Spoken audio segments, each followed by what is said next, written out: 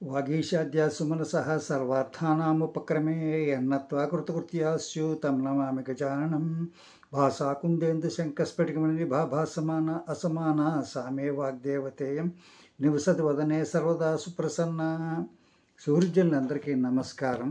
మీ ముందుకి మరొక వీడియోతోటి వస్తున్నాను. ఇది ఏంటంటే ఇక్కడ పెట్టాను మీకు ఒక ఫోటో లాంటిది. ఇది చాలా సర్క్యులేట్ అవుతోంది. ఇందులో ఏముంటుంది, మన యొక్క విగ్రహారాధనని అవమానపరుస్తూ ఉంటుంది.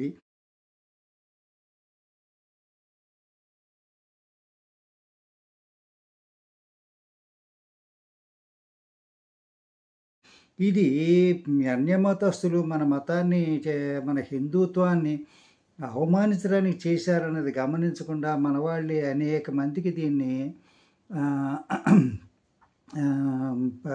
సర్క్యులేట్ చేస్తున్నారు. వైరల్ కూడా అయింది ఇది. ఇందులో ఏముంటుంది, ఎలక ప్రాణాలతో ఉంటే తరిమేస్తాం, రాతిదైతే పూజిస్తాం. పామును కూడా అంతే, ఉంటే కొట్టి చంపేస్తాం. రాతి అయితే పాలు పోస్తాం. తల్లిదండ్రులు ఫోటోలో ఉంటే దండం పెడతాం.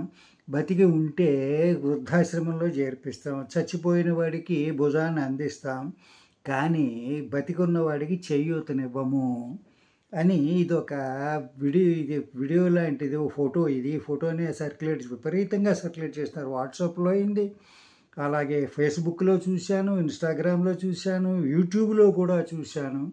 చూసిన తర్వాత దీని మీద వాట్సాప్లో పెడితే ఫ్రెండ్స్కి నేను పెట్టాను.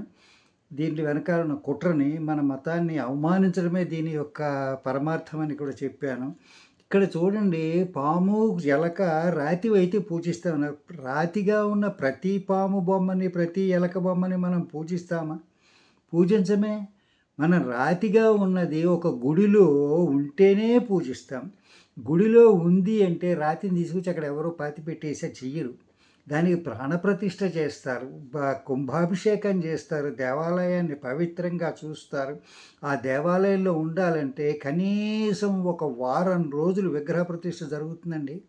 విగ్రహ ప్రతిష్ఠ, దానికి తగిలినటువంటి మంత్రాలు, ప్రాణప్రతిష్ఠ ఇవన్నీ జరుగుతాయి. ఆ విగ్రహాన్ని అలా తీసుకొచ్చి రాతితో చేసిందని వెంటనే పెట్టేది దాన్ని పాలల్లో ఉంచుతారు, నీళ్ళలో ఉంచుతారు, ధాన్యంలో ఉంచుతారు. ఇలాగ రకరకాల శయనాలు చేయించి ఫైనల్గా దాన్ని స్థాపించిన తర్వాత ప్రాణప్రతిష్ఠాపన మంత్రాలు ఉన్నాయి. మన ప్రాణాన్ని దానికి ఇస్తాం. కొంతమంది ఋత్వికులు, బాగా పవిత్రంగా ఉండేటటువంటి వాళ్ళు 10 మంది వచ్చి ఆ మంత్రాలు చదివి వాళ్ళ ప్రాణాలని ఆ విగ్రహంలోకి ఇన్ఫ్యూజ్ చేస్తారు. అప్పుడే అది దైవ విగ్రహం అవుతుంది. ఆ విగ్రహాన్ని పూజిస్తాం. ఉత్తి ఎలకకి ఎక్కడ దేవాలయం ఉన్నట్టు నాకు తెలియదు. ఒక చోట ఎలకలన్నీ వచ్చి పాలు తాగుతూ ఉంటే అక్కడ ఎలకల్ని రానిస్తారు, ఏం చేయరని చెప్పి పెట్టారు. కానీ గణేశ్వరుడితోటి, అంటే విఘ్నేశ్వరుడితోటి, వినాయకుడితోటి ఉన్న ఎలకని మాత్రమే విఘ్నేశ్వరుడితో కలిపి పూజిస్తాం, కానీ దేన్ని పూజించం. అలాగే పామును కూడా, నాగుపాముని కనపడిన పామునల్లా చంపేయమండి మనం. హిందువులు చాలామంది పాము కనపడితే దండం పెట్టి వదిలేస్తారు. ఎందుకంటే అది మనకి పంటల్ని రక్షిస్తుందని తెలిసి, అది ఎలకల్ని వాటిల్ని తిని పంటని రక్షిస్తుందని చెప్పి అనేక మంది రైతులు కనపడితే దండం పెట్టి పక్కకి వెళ్ళిపోతారు. ఉత్తర హిందూస్థానంలో బాగా ప్రచారంలో ఉన్నది, ఏదైనా పాము కనపడితే ఆస్తిక అంటారు. పామును కనపడితే కాస్త తెలిసిన వాళ్ళు బ్రాహ్మణులు వాళ్ళు సర్ప భద్రంతే గచ్చసర్ప మహావిష జనమేజేస యజ్ఞాంతే ఆస్తిక వచనం స్మర అని ఆ మంత్రం చదువుతారు. ఎందుకంటే పాములు జనమేజేయుడి సర్పయాగంలో ఆస్తికుడికి వరమిచ్చాయి, మనుషుల్ని మేము అటాక్ చెయ్యము, మనుషుల మీద మేము వెంటనే కనపడగానే కరిచేయము, మనుషులు మమ్మల్ని కొడితేనే, అంతేగాని అంతటి మేము మనుషుల దగ్గరికి వెళ్ళము అని చెప్పి ప్రామిస్ చేసి, అందుకని ఆస్తిక అంటారు ఉత్తర హిందుస్థానంలో. ఆస్తిక అంటే ఆస్తికుడు గుర్తు తెచ్చుకో అని పాముకు చెప్తున్నాం. ప్రతి పాము మెదడులోనూ కూడా ఆస్తికుడి పేరు రిజిస్టర్ అయి ఉంటుంది. అందుకని ఆస్తిక అంటారు. అంతేగాని కనపడగానే చంపారు. రాతితో పెడితే పూజిస్తారంటే నాగేంద్రుడు మన పుట్టలోకి వెళ్ళి నాగుల చవితి, నాగుల పంచమి వీటిలో పోసి నీళ్ళు పాలు పోస్తాం. బతికున్న పావుకి పాలు పోస్తాం, రాతికే కాదు. రాతికి కూడా విగ్రహం ఉన్న అది కూడా గుడిలో ఉండి ప్రాణప్రతిష్ఠాపన జరిగి కుంభాభిషేకం జరిగి దానికి రోజు 16 సేవలు జరుగుతూ ఉంటే అప్పుడే చేస్తాం, లేకపోతే చెయ్యమే. తల్లిదండ్రులు బతికుంటే వృద్ధాశ్రమంలో పెడతాము, అందరూ పెట్టట్లేదు, కొద్దిమంది మాత్రమే పెడుతున్నారు. ఎక్కడ భార్య కూడా ఉద్యోగం చేస్తూ ఉంటే అప్పుడు వృద్ధాశ్రమంలో పెడతారు, లేకపోతే పెట్టరు. ఒకళ్ళు ఇంట్లో ఉన్నా కానీ ఇంట్లో చూసుకుంటారు.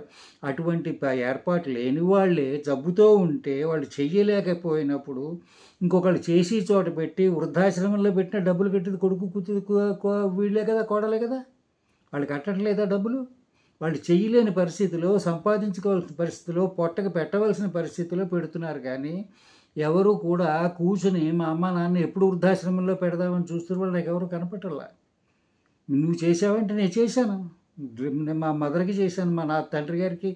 ఆయన మా ఊళ్ళో ఉన్నాడు, నేను ఇక్కడ హైదరాబాద్లో ఉద్యోగం చేసుకోవాల్సి వస్తే నాకు ఆయన పక్కన ఉండడానికి కుదరలేదు. ఎందుకంటే ఉద్యోగం చేయకపోతే పొట్టకి తిండి వెళ్ళదు.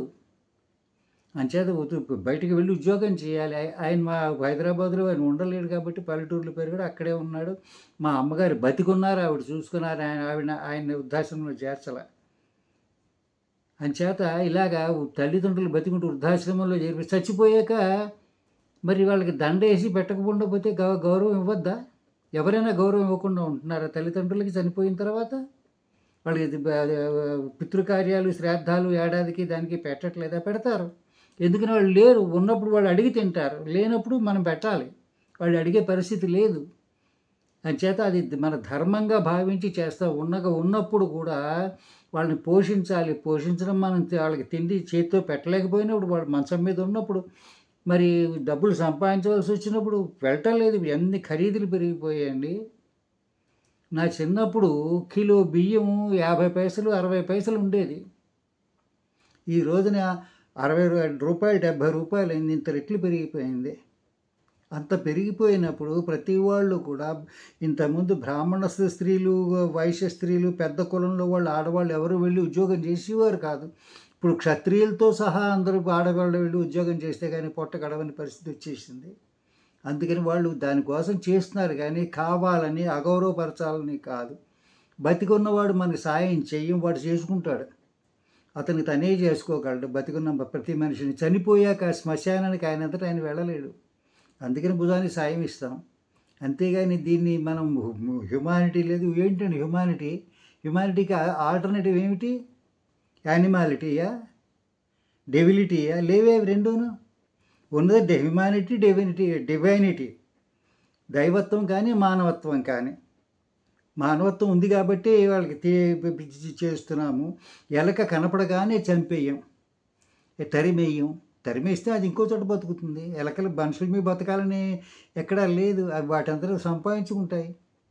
పాము కూడా మనిషి మీద ఆధారపడి బతకట్లేదు. సాధ్యమైనంత వరకు పాములు మనుషుల దగ్గరికి రావు, మనుషులు పాముల దగ్గరికి వెళ్ళరు. వ్యవసాయదారులు అయితే చంపరు, వాటిని దండం పెడతారు, నమస్కారం పెడతారు. అందరికీ కూడా అదే అలవాటు. ఇంట్లోకి వస్తే తప్పనిసరి పరిస్థితుల్లో చంపుతారు, కానీ పావును ఎవరు గబుక్కుని చంపేరు. మనవాళ్ళు కనపడగానే చంపేసినట్టుగా పెట్టారు ఈ పోస్టులన్నీ. ఇదంతా కూడా మన మతం మీద జరుగుతున్నటువంటి దండయాత్రలు. ఇంకేంటంటే మనకి మెంటల్గా, మానసికంగా మన వీకెండ్ చేసి మతం నుంచి ఇంకొక మతంలోకి మార్చడమే వాళ్ళ ఉద్దేశం. ఇటువంటివి చాలా చేస్తూ ఉంటారు. ప్రతిరాతిని పూజిస్తామా? పూజించడం. ఎన్నో బొమ్మలు మ్యూజియంలో ఉన్నాయి. మ్యూజియంలోకి వెళ్ళి దండం పెడుతున్నామా ఎవరైనా?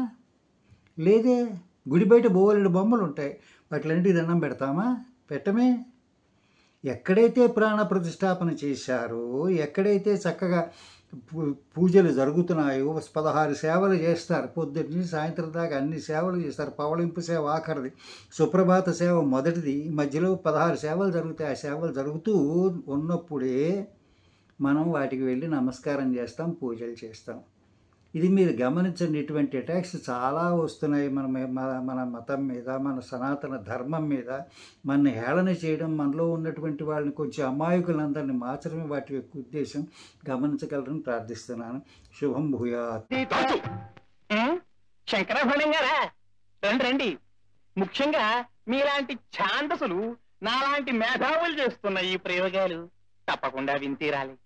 అక్షరాల్ని నీ ఇష్టం వచ్చినట్టు విరిచేసి భావాన్ని నాశనం చేయడమేనటయ్యా ప్రయోగం. దాసు,